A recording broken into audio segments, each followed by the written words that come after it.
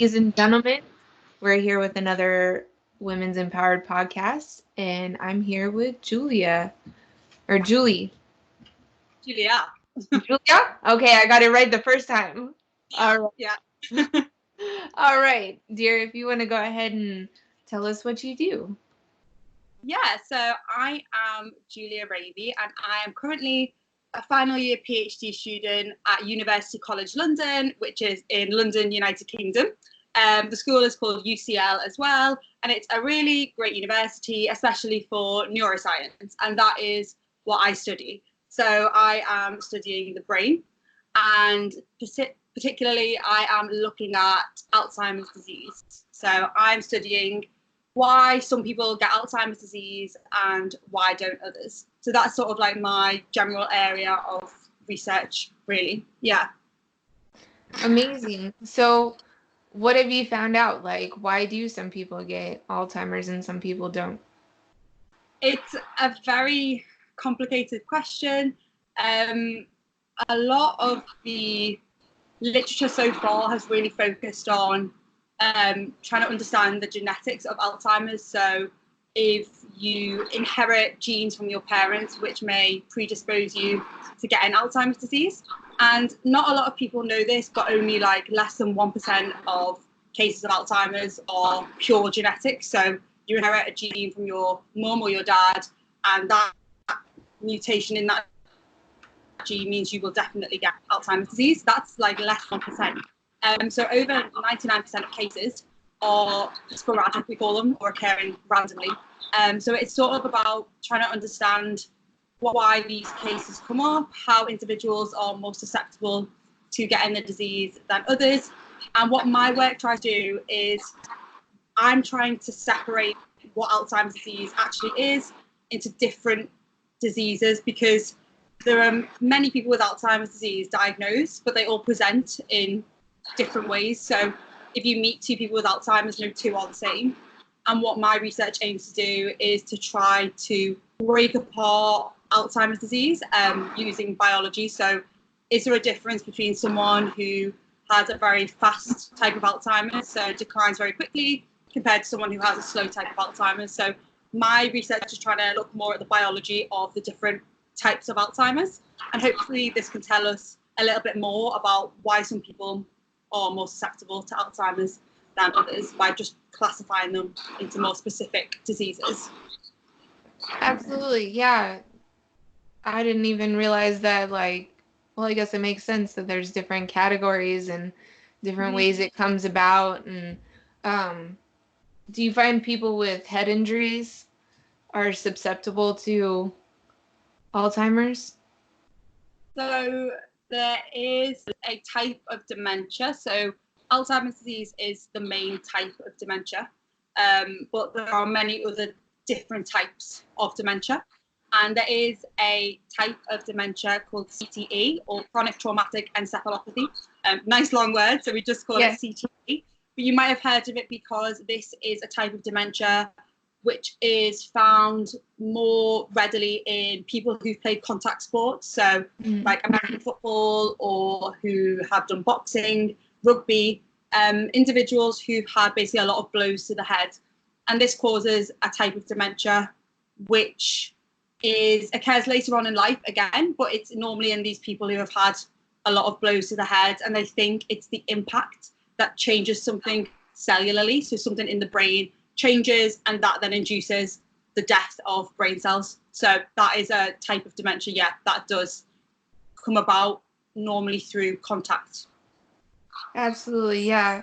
I've actually done an interview with a girl who's had 3 concussions, and we were speaking about it. Yeah, first time she was a swimmer, so the first time was in the pool. Like, she got a little disorientated when she was swimming and didn't realize she was so close to the wall and hit the wall. Yeah, she's doing good now. She said, like, a lot of the symptoms, like, it kind of heals a little bit and she feels a little better. She's actually working on doing a triathlon. That's her next goal, because she's had to kind of stop sports for a while, and then now she's working to do a triathlon. So that's kind of cool. Yeah, that's amazing that you have that as well. Concussions are so hard to deal with, and you know the impact of them can be really life-changing, but it seems like she is moving in a great direction with her recovery, so that's amazing to hear. Absolutely. Um, how about migraines? Like I said, I get migraines, and does that come up in your research at all?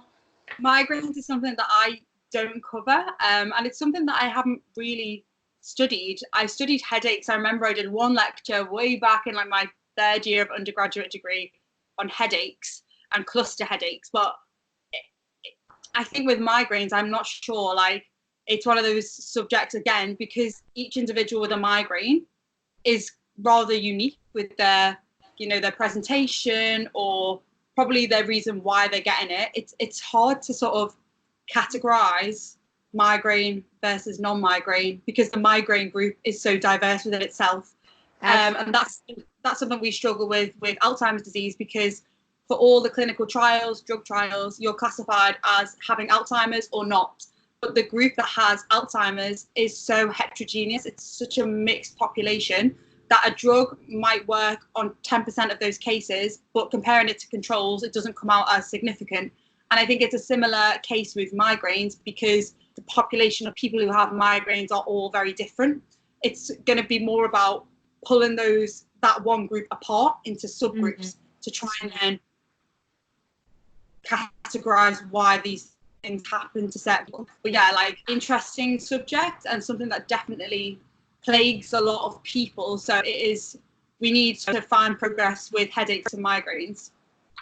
Yeah, absolutely. I was wondering if it kind of leaked into yours because I know with mine I have some memory issues and stuff.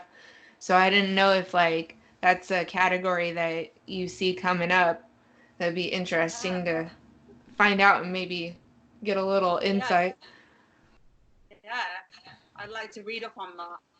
Yeah. So how is it doing all the studying and stuff? That must be like a lot of intense, like the brain is such a massive thing. Is it overwhelming Yeah, sometimes? Yeah. yeah, yeah, definitely. It's overwhelming when you think of the brain as a whole. It's very much like, wow, this is like the organ that is us. It's our essence, it's what we really think of as being human. Nearly all of those behaviors and biologies, uh, they're all because of the brain, basically. So all the behaviors that we have, they are stored in the brain or they're activated in the brain. So if you think of the brain as a whole, I think it's pretty overwhelming when you're like, oh, I'm studying the brain. And when you say to people, I do neuroscience, they're like, wow, that's like so hard. And I'm like, ah. But I try to think of my work as like a really, really, really tiny portion of neuroscience. So it's much easier to just be focused and not be so overwhelmed by thinking I'm studying, you know, the most complex organ in the human body. Yeah. Yeah. Yeah. Absolutely. Um, do you have any tips or tricks that you use to kind of like reset yourself, reset your brain, and like calm Oh, down? yes. Yeah, for sure. Because during grad school or doing a PhD, it is very stressful and you are, although you are surrounded by other scientists and colleagues, this thesis, the work you're doing is yours. You're very independent in your work, and it can become, you know, very much a bit of a battle in your head because you're so like engrossed in your work, you're so into your work that it's hard to sort of pull yourself out of that. And I find if I go long periods in the lab, day in day out doing my research, I get to a point where I am really, really on the cusp of like burning out completely. So for me, it's just like, you know, I can just feel it coming. So for me, it's all about making sure I set myself like a schedule for the day. So I'm like, okay, today I'm going in at 8, but I'm leaving by 4 o'clock. I'm going to be out the door by 4.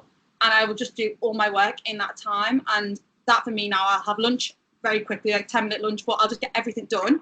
And then it means I have my evening just to me. Or I'll go to like the gym in the morning before I start my day, start with a bit of exercise, bit of movement, and then go in and again just like try and get all my work done in a set period of time.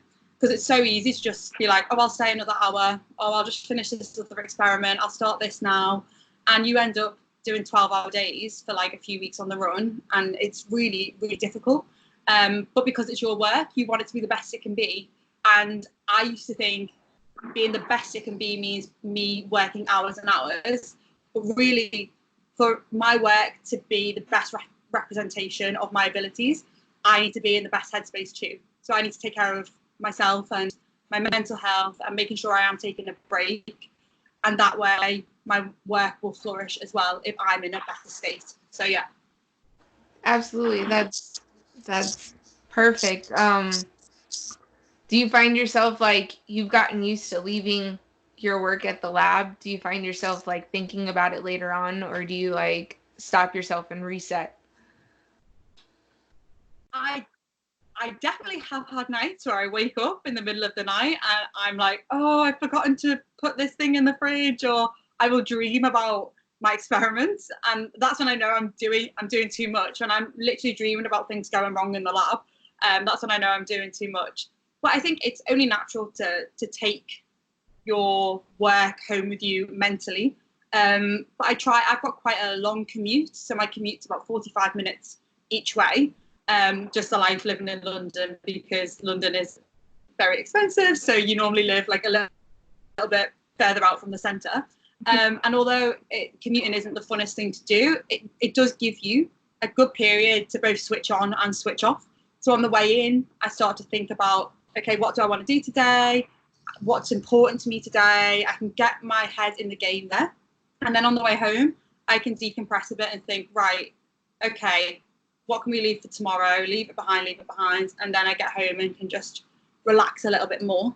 But there are definitely times where I'm not in the lab and I'll just all of a sudden have an idea and have to make a list there and then. That's my go-to for getting something out of my head, is just to write it down straight away. And then you're not stressing about it and it's not playing on your mind. Just, okay, I might have forgotten to do this one thing, write it down, and we can sort it tomorrow. There's no point stressing about it now, because me stressing is not going to do anything.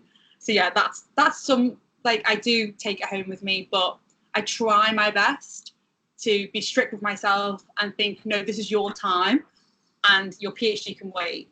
It'll still be there tomorrow. It'll still be there the next week. It can wait. It can wait. Absolutely. That's an amazing bit of tips and tricks. Like, we definitely need to learn to do that a little more, because no matter what you're doing, you can always seem to get caught up in it, and then everything else just kind of gets pushed on by. Are you reading any books or anything right now? I mean, obviously you're studying for your things. You're probably reading a lot. Do you reading anything enjoyable right now? So at the minute, I'm not reading anything like fun, which is annoying. But I'm about to start reading a new book. My cousin's just released a book, so I'm gonna read her. It's like a thriller. So I was like, yeah, I'm gonna read that. That's top of my list to read next. So it's called Witness X, and yeah, it's about neuroscience type of thriller. It's like a neuroscience thriller, so it's like perfect amalgamation of my science and like a cool book. So that's next on my list. But yeah, it's just about trying to find the time. I was really good last year. I tried to do like a book a week to read like a whole book. Oh man, and I did it for a lot. It's a lot to read. I did it for about 7 weeks or 8 weeks, and I read about eight books in 8 weeks. But then like the lab gets on top of you, and I tried to use like my commute or something to read, but then it's really busy and you don't want to like get your book out on the train and you're all squashed in. So yeah, at the minute I love reading, but at the minute I haven't had any time, which is very sad. Yeah. I use audiobooks actually. That helps me out a lot, because I'm a mom, I'm doing this podcast, I'm always running around, and audiobooks actually, those seem to help out a lot. Oh, I will have to like get myself onto them, because I think they'll be great when I'm writing my thesis and stuff as well. You know, when you just need a bit of like you know, get Yeah. fed up with music. And when you're doing things like in the lab and it's a bit repetitive, and you could definitely have an audiobook, like make the time go a bit quicker. I'm gonna have to Absolutely. invest. And there's lots of great apps. Like I'm here in Nevada in the US, our public library actually has like a little app you can use and you can listen to audiobooks for free. Yeah. That's amazing. I have to look that up and see if we've got one in London, because I would love that. Would love Yeah. that. It's awesome. Like I didn't even realize it, and but yeah, I've got all my kids on them too. Like they listen to their little audiobooks and stuff. Like my daughter walks around with her headphones in. It's awesome. Oh, I'm definitely gonna get onto that, because I just love, but as a child, I was never like not reading. I was reading all the time. I was that kid who like made the mum go and queue up for the new Harry Potter book at midnight. My mum was not. I'm like, Mum, I need the new Harry Potter book. Like when I wake up, and she'd be there in the cold at midnight in the rain, waiting for me Oh, to get Harry Potter. Yeah, because I was like, I need to read it tomorrow, and I'd read the whole book in a day. And that's like, I love reading, and I feel like it switches you off. But not only switches you off, it like sparks creativity as well. So yeah. it's just the perfect little like haven when you're reading a book. And when I'm on holiday, I read about one book every 2 or 3 days. I like catch up on all my reading in my holidays, but I want to like integrate it more into my life and find time for that, because it's something I should look into. Yeah, it's I wasn't really that much into reading and I just kind of now started forcing myself a little bit more and Mm. yeah, it's definitely nice. It's a nice little escape. Like I used to do a lot of music and music was my escape.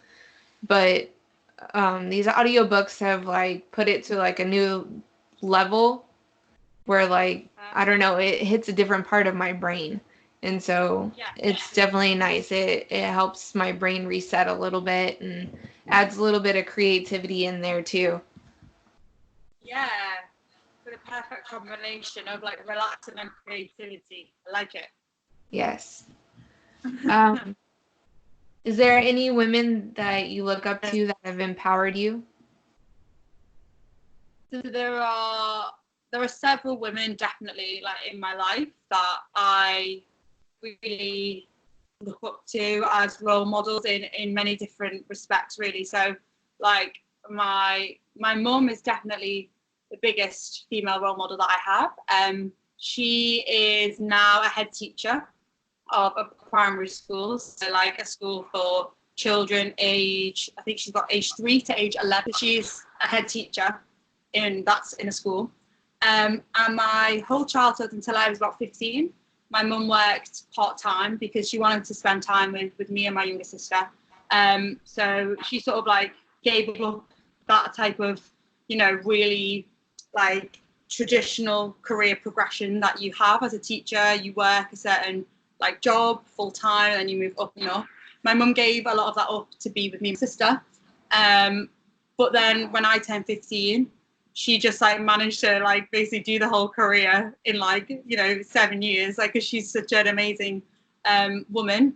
And she was actually working in a really good school as a deputy head teacher, and the council said to her, we want you to go to a school which isn't doing so good, and we want you to be the head teacher there, to see if you can make it better. And so she did that, and she went to that school about 4 years ago, and they just had their official inspection about 3 or 4 months ago, and they've gone up like massively. Like the school is now like a good school, which in the UK is like the second best rank you can be, and the leadership got outstanding, which is the top you can be. So my mum's like basically taken the school from like failing to a really, really good school in like 4 years, which is just incredible. So having a woman in my life who's really passionate about education and about helping the kids who don't really have it as easy as other children have, is like a massive inspiration in my life, really, to see that day in, day out. And she works so hard. Like she works all day on the weekend. She gets in from work, she's on the couch working, she never stops. And that is because of the children that she works for, and she wants them to have the best education they can have. So she is like my number one role model, both in terms of like being just a great person and obviously a great mum, but she is also sets such a good example for like, if you work really hard, you will do well, but also others around you will feel that as well. And if you're positive, you will uplift those around you. So that for me is just like an amazing thing to have grown up with and to see. Absolutely. That's awesome and amazing. And it's so wonderful that Yeah. she like brought that school up. Like we need more Yeah. people like that, because I mean, we have areas too where like I don't know if it works like that. I'm not really too much into the school system. I don't know exactly how it works here in the US. But it does, like if you get a good teacher, that helps out a lot. I know with my kids, like we lucked out a few times and got good teachers. Right now they're in an online school actually, and that seems to be working pretty well. Yeah, they do like little live chats like this with like their teacher and in the classroom, and then Wow. it's a lot of independent studying, which I actually like, because instead of following along in a class, and like sometimes either the kids can be like up at the top where they're like understanding it, or way at the bottom where they're kind of falling out and there's a lot of kids and only one teacher sometimes. And with this, like they're a little more in control. Like my daughter, she can kind of work on it a bit, work through a lesson, and then like when she gets a little frustrated, she can take a break when she needs to and come back to it. And it seems to be helping her out a lot. Like she wasn't doing so well in school, and now in this school she's doing actually really well. She's actually gone up to like A's, and it's all her work. Wow. Yeah. That's incredible. Yeah, so it's interesting. It's a different path. This is only our second year doing this, but it's School interesting. of the future. Oh, Yeah, no, that's amazing. hopefully, like, Literally, school of the yeah, hopefully they're struggling a little bit. Like, they're in the middle of like a fight with the school district right now. Actually, the school is, because the CCSD is trying to shut them down. Um, Oh no. yeah, it's a little heartbreaking. Like the school is getting a lawyer right now, because there's a lot of us parents and stuff that really like the school and it's working for our kids. And there's some kids like that are athletes or performers and stuff like that, and it works with them and they can follow their dreams and still get their education and work it around them. And so I don't know where that's going to go yet, but we're definitely fighting to try and keep it open. Yeah. Yeah, definitely. It just sounds like such an incredible, like, opportunity and space for, like you said, for certain kids who are pursuing non-academic careers. You know, you have to start early for a lot of these type of jobs. So to be able to get like an incredible education as well alongside that without any extra like stress is seems like such a good thing to have. So I hope that doesn't get shut down. I cross my fingers for you and hope it Yeah, doesn't. thank you. Um, yeah, we'll see. And it's amazing for like they're not thinking about the kids that have like special needs too. Because like my daughter, she has what's called an IEP, which is she's in the special needs and she has like a teacher that helps her. But I know there's a lot of other parents who like their kids are really sick too. And this is the best option for them. Like they can't go to a regular public school, and I don't know. We'll see where it goes. It's a little disheartening, and hopefully they change their Yeah, mind. I hope so. You seem like you've got a really good case for it to stay open. Like everyone has a really, positive reason for the school being existing. So hopefully that will change their mind. Yeah, absolutely. Is there a time that you felt most empowered? Oh, a time I felt empowered. Um, I think there's definitely been a few times where I felt empowered for different reasons. You know, sometimes I feel empowered by an experience which is positive, sometimes an experience which isn't so positive, and that like inspires me. You know, when you're in a situation where you're told you can't do something, well, I sometimes am like, well, I can, and it empowers me to go and be like, yes, I'm going to show you. So yeah, I think the first experience where I was like empowered in terms of like pursuing a scientific like line of education was when I was at school. I was very torn between doing a science degree or going to drama school. Didn't know what to do. And I had a lot of people pulling me in different directions and saying, you should be doing this and you should be doing that. And I had an amazing chemistry teacher. She was just incredible. And she could tell that in my head I just didn't know what I wanted at all. And she made me stay behind after class one day and said to me like, okay, what is it that you want? And I was just like, I don't know. And she's like, it's fine not to know. She's like, it's fine not to know. She's like, you are so your brain works as a scientist. She's like, you know, you can just see how things happen, and like in you just understand it. And she's like, and you would provide such a good example for so many other girls like in science or the girls who aren't quite sure about science, because you are this like bubbly person who is very open and very chatty and very honest, but you also have this like really good brain for science. And she was like, if you go into that, she was like, you will just succeed, and I know that you'll succeed. And when she said that to me, I was like, oh, like maybe I can do it, because I just had this really, you know, obviously now I am a scientist, but this like warped impression of what a scientist was, and I just felt I didn't fit that mold at all.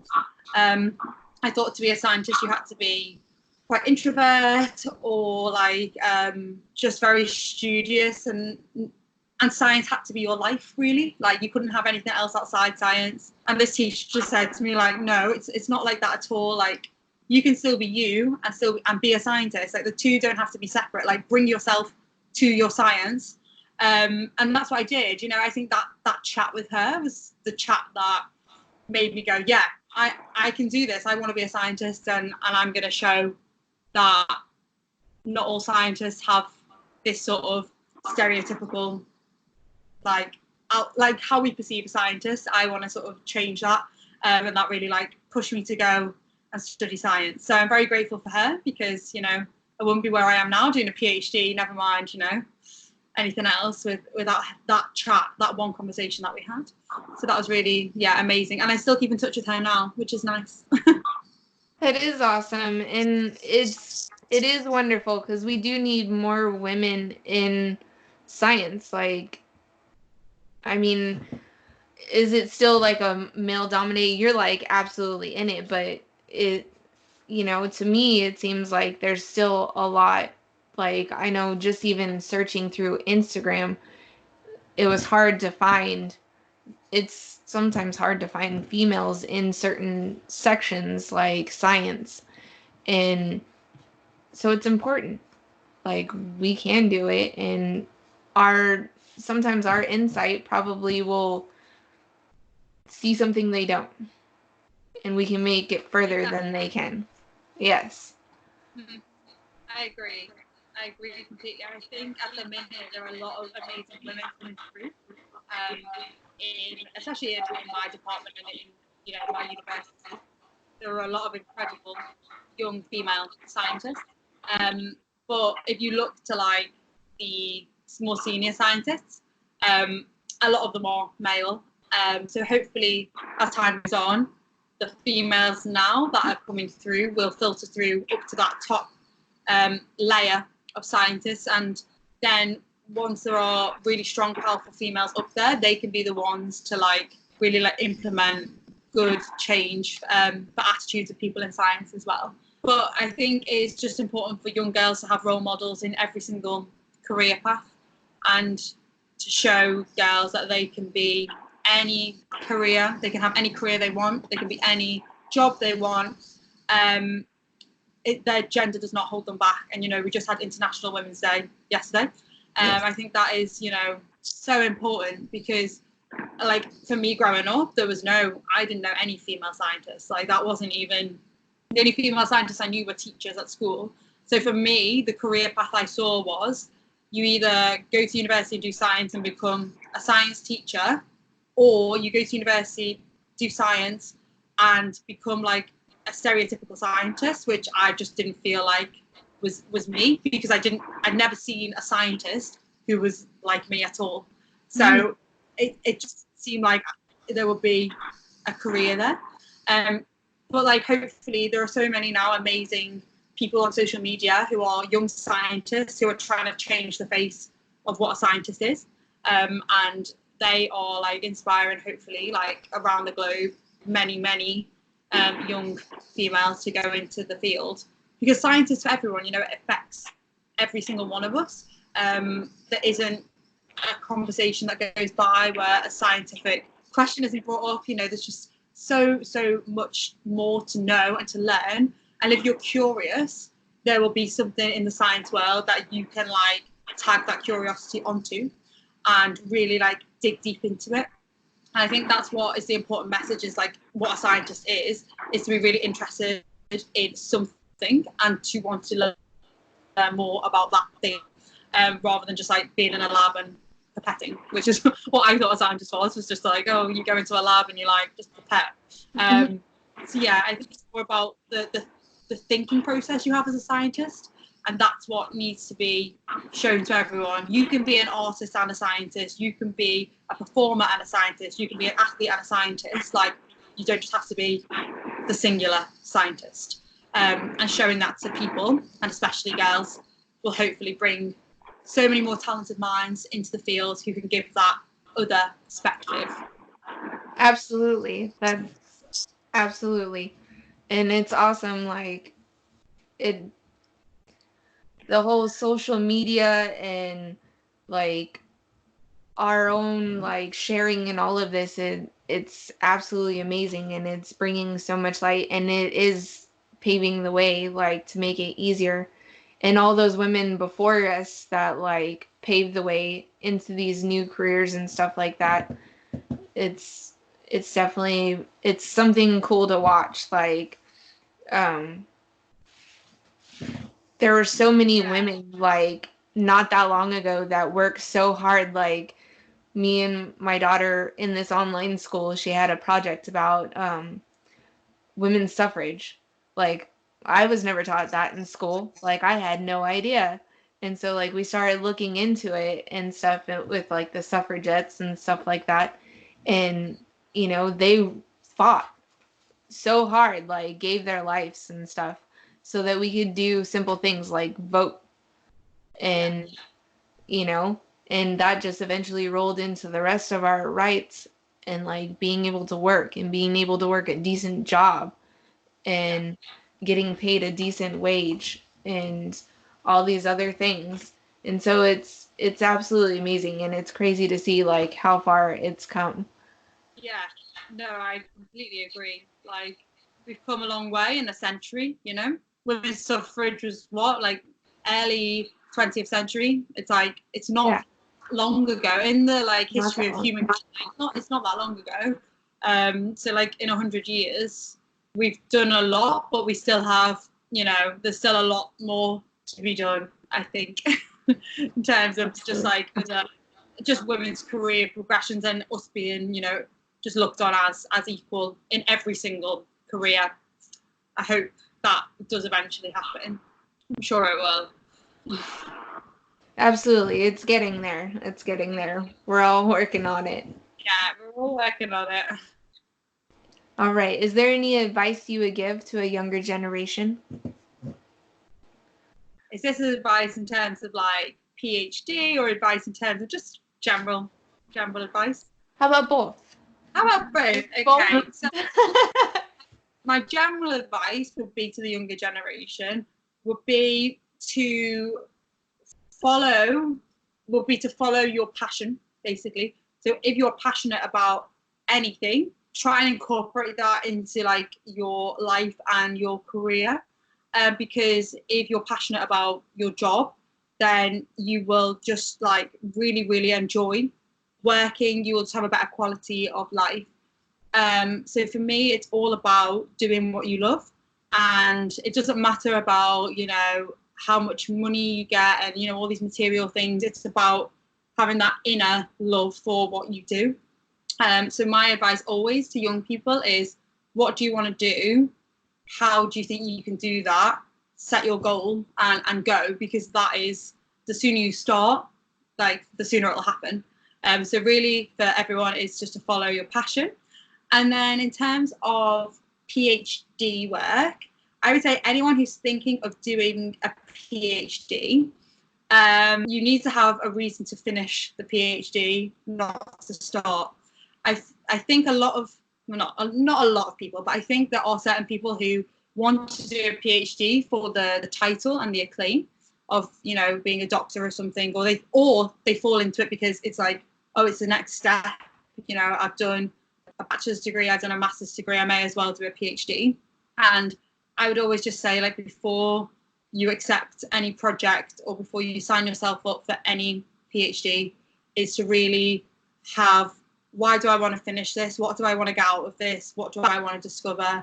And what do I want to contribute towards this field? In your head, you will be successful in your graduate studies. Because otherwise it can be very easy to forget why you wanted to do this PhD in the first place. There are definitely times where I've forgotten like why I'm even doing this, because there are times where it's very, very difficult and I've been very demotivated, and I'm like, why am I still a student at 27 years old? I don't want to be a student anymore. I'm done. And then you have to come back to like your why, and, you know, why did you start this in the first place? Why do you want to finish it? And then that enables you to keep going. So that is definitely my advice for anyone who wants to do a PhD. Have a reason to finish it, not start it. All right. What's your reason why? Pardon? My reason? Yeah. So my reason for studying Alzheimer's disease is because my family's had like a really strong history with the disease on my mum's side. So my grandma, she had Alzheimer's disease, as did 3 of her siblings and her mum. So I've grown up as a child almost thinking Alzheimer's disease was normal, or a normal part of aging, because a lot of the older generation in my family had this, you know, condition where they didn't know who I was. And my nan was the youngest of that family. So she got Alzheimer's disease when I was about 15 years old. So at this point, I knew like that it was a disease. It wasn't just a consequence of getting older. And it really made me want to know, like, why is it that my nan has to end her life with this, but other people's grandparents don't end their lives not knowing who their granddaughters are or their grandchildren. So that for me was the real motivator, because my nan was like the super like sassy woman who like didn't take any nonsense, and she was just like great, like super witty, so funny. And to see her like lose that was really hard. You know, she still like maintained some of her sass and some of her, you know, like ferociousness, but like I didn't get that experience of like having a nan to like, you know, spend time with when I was a teenager and talk about all the things you want to talk about with that type of person. And for me, that was the real reason that pushed me to pursue neuroscience as like a degree in the first place. And then I worked in an amazing Alzheimer's lab for my master's. And the lady in charge of that, or the lady, I say, like the doctor, the professor basically in charge of that lab, she was just like the most amazing woman. She's so inspirational. And working with her and seeing her passion for the subject made me then want to go into a research career from there, to again study Alzheimer's and try and help towards a cure. So that was my real reason for doing a PhD. And it still is my, like, you know, stabilizer when I feel like I don't want to do this or I don't want to go in today. It's just sort of like bring it back to why. And for me, it's always about my nan. And then I'm like, right, let's go in, even if it doesn't work, even if I get results which don't show anything, at least it's one thing crossed off the list that no one else has to try. And I'm always like, that's better than nothing, you know? Absolutely. All right. So the final question I have is an inspirational quote. Do you have an inspirational quote you use? Inspirational quote. Oh my goodness. An inspirational quote. Or maybe just something like you say to yourself to like get yourself up and get going. Get yourself up and get going. Let me have a think. So I would say, what? Oh, I have one. It's if you, oh, what is that quote? It's literally gone out of my head. It's the one.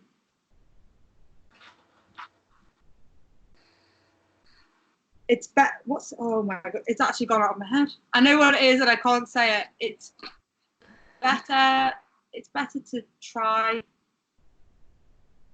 Oh yeah, that's it. It's better to try and fail than fail to try. So like, it's better to do something and completely fail and be rubbish than just to not give it a go in the first place. And that's something that for me, I think personally, it's been a hard lesson to learn. I am a perfectionist for sure. I find it very, very difficult to fail, and I don't like being in that vulnerable position. But I have definitely taken myself out of that comfort zone, especially during, you know, PhD where you have to, you know, physically go into the lab and do experiments, and you literally have them fail over and over again. And that is just sometimes how science is. But you then can, like, it's the most satisfying thing when something hasn't worked, and, you know, on your third attempt it works, and you've changed things and you've persevered and you've made it work. And like that, doing a PhD has definitely taught me, like, it's better to just try and fail than fail to try. So it's something that I'm trying to live by a lot more in every aspect of my life and in my, like, pursuit of my future career. Just put yourself out there, try. If it doesn't work, normally the worst thing that can happen is someone can tell you no, or like you just go, well, I'm not going to do that again, and then you can move on from it rather than have regrets in 10 years time that you didn't give it a go. So that'll be my inspirational quote. I got there in the end. I was like, I know it's try to fail, but I can't say it in the right order. No, that was perfect. And actually that's a really good one. And I think as females, like, guys are taught to try things, and like, you know, they do a lot of sports, and like, if you know, and they do a lot of stuff that like they have to practice at, where females, I mean, if you think about it, like back to like the traditional sense of a female, like, you know, we cook and we clean, and if we do those things wrong, like most of the time there's not like a reset. Like if you make dinner wrong, there's not a reset. And like, you know, our expectations of making things and doing things usually are so high. And so like we don't give ourselves that room to breathe, because I have that problem too. Like I hate failing because like it seems to be like the end of the world. Like, you know, everything can melt down like if I fail at like making dinner, like, you know. Yeah, there's been So times made, even like, yeah, making dinner. There's been times I've made dinner and I'll have a bite and I'm like, I don't want to eat that because I don't think it's like the best it can be. And I have my friends and my partner be like, Julia, this is ridiculous. Like, it's dinner and it tastes really good. And I'm like, I know I can do it better. And I don't know, you know, and it's a very hard mindset when you feel like you're being judged or watched in every single aspect of what you do. And you feel like, well, if I'm going to be doing something, I want to do it, you know, to the very, very best.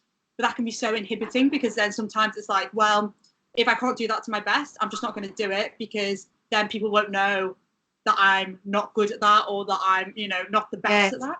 So then you stop yourself doing things, but then there are other people, and, there are a lot of men who are very self-confident, and they're not bothered. So they'll just like, oh yeah, fine, I'll do it. They're always the ones volunteering. I'll do it. And you could probably do just as good or a better job than them, but because you're like, I'm scared of messing up, you then don't put yourself forward. You don't do it. And that's something that I've definitely done in the past so many times, where, like in class, where a teacher will be like, what's the answer to this? I would never put my hand up, never. And I know the answer. I just didn't want to get it wrong. And they'd always be like, we know you know the answer. Like, on Parents' Day, they'd say to my mum and dad, she knows all the answers and she won't say them. And I'm just like, well, I don't want to get it wrong. I don't want to be embarrassed. Teachers are just like, well, don't be like that. It doesn't matter if you get it wrong. If you get it wrong, you learn. Like, that's a whole part of the process of getting an education and learning. You make mistakes, you get things wrong, and then from there, you learn what's right. And yeah, so definitely, I think, like you said, we are very harsh on ourselves, and we from ourselves expect that utmost perfection. And I feel like we need to like give ourselves a break and just go for it. And if it doesn't work, it's not the end of the world. Exactly. Yes, it's something, most definitely. I was very happy you came up with that quote, because it does, talking about it too also helps a lot. Seeing that somebody else struggles with that same thing, like, that helps a lot. And it really is, like, I don't know, it's so funny. Like, some things I got no problem, like, coming out and just running and doing. Like, I'm very mechanical. I grew up, my dad was a mechanic, my grandpa was a mechanic. I grew up jumping in and trying to do mechanical things too. And so, like, I worked in a few bike shops and stuff, and I was the first one to jump in. What? You can't get this done? I'm on it. Pushing guys out of the way. Let's do this. And but then some things, like, I struggled starting this podcast, actually, because I was like, oh my God, I have to put my face on something. Like, people are going to be watching me. And my husband's like, it'll be fine. It'll be fine. And, like, so I kind of struggled starting this and getting this rolling. In fact, I still struggle making, like, the clips and stuff like that. Like, my husband actually does all of that, because he likes putting my face on things, and I don't like putting my face on things. I feel that too, like with my Instagram, it took me 2 years to start that from when I had the idea. 2 years, because I had friends being like, you should definitely, start a platform where you talk about science and you make it really accessible, and and I was like, yeah, I'm gonna do it. The voice in my head, what if no one likes it? What if people think you're stupid? What if people are just like, what is she doing? You have this like nagging in your head, just something you need to literally turn around and be like, just stop. Like, I'm going to do this. And it's like paid off in such an amazing way. Like, I've now got an amazing community of like online, scientists, friends around the world. I've been able to do amazing things like speaking to you on this and do other, creative opportunities, which would never have come about if I hadn't taken the leap of faith in myself. And like, it's funny because everyone around you believes in you. Everyone else is like, yeah, you'll be great at that. Or they're like, obviously that fits you, like you'd be perfect. But it's just yourself sometimes who's like, I wouldn't be good enough. But why would everyone else say you would be if you're not going to be good enough to do something? I think that's something you have to literally listen sometimes to, those external voices and your support group saying, you are qualified to do this. You are more than good enough to put your face out there or to be, creative and try something new. You are more than capable, and tell the voice in your head to just like stop. Absolutely. Yes. And your page is actually absolutely amazing. It's super cute. Like, yeah, I was so excited when I found it. I was like reading through everything and going through everything. Yes. Nice. Yeah. Most definitely. We need to shut off that little voice. Yeah, for sure. Needs to just yeah.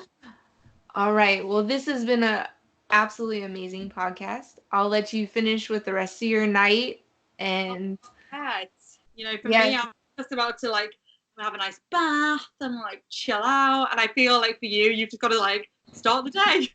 Yep, it's time for me to start my day. Oh my god. Yes, it's so interesting speaking across the world. It's phenomenal though, like how small the world has become with connecting with people all over the globe. And I think it just makes every, you know, subject or every like aspect of your life just so much like richer to have. You just know the support everywhere. It's not just in your little niche pocket. There's support in people all over the world who are like rooting for you. And I just think that's like, it's amazing. It's amazing. It is. It's so awesome. Yeah, I love it. The internet and all this technology has been such a amazing jump for us. Mm-hmm. Yeah, it's amazing. All right. Well, you keep doing what you're doing, and thank you for being on our podcast. Thank you so much for having me. I've really enjoyed myself. And this is my first ever podcast. So what? Yeah. My first ever one. So, like, thank you so much for like inviting me on, and I've loved speaking to you. And it's just great to, you know, speak about empowering women. It's what I'm here for. It's what I'm here for. Absolutely. And I'll probably be back around. I'm going to hopefully go back around and visit everybody again. Oh, great. So, yeah. Yeah. We'll stay in contact. Feel free to communicate with me. Yeah. And let me know when everything's like put together and stuff, and I will listen and share away.